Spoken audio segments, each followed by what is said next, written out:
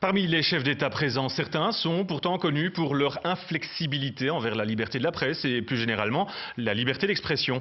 Leur présence hier à Paris a donc engendré une polémique. Chantal Monet. Bras dessus, bras dessous, tous unis pour défendre la liberté d'expression, la liberté de la presse, la laïcité. Mais à bien y regarder, certains n'ont vraiment rien de Charlie. La plupart d'entre eux sont nos clients, si je puis dire.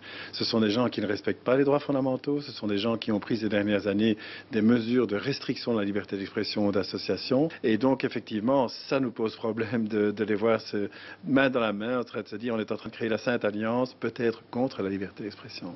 Au nom de la lutte contre le terrorisme, on va se permettre beaucoup de choses. On s'en permettait déjà beaucoup, mais là, on les a légalisés ces derniers temps et ça va encore s'aggraver sans doute. Parmi les invités gênants, le roi et la reine de Jordanie. Ils ont ordonné la fermeture de 300 sites internet depuis un an. Le Premier ministre turc aura sans doute oublié le temps de la marche que son gouvernement vient d'arrêter 70 journalistes. En Égypte, les journalistes d'Al Jazeera croupissent en prison pendant que le ministre des Affaires étrangères défile à Paris.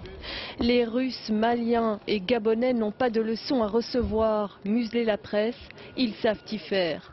Mais la palme de l'imposture revient sans aucun doute à l'Arabie Saoudite.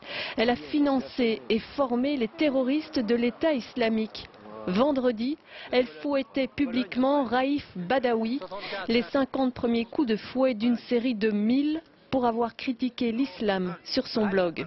Ce type est aujourd'hui fouetté en public devant une mosquée parce qu'il a osé dire ce qu'il pensait, ou en tout cas permis le débat dans son pays, sur Internet, et en même temps, les autorités qui font ça, qui pratiquent ça, eh bien, condamnent ce qui s'est passé à Paris. C'est grotesque.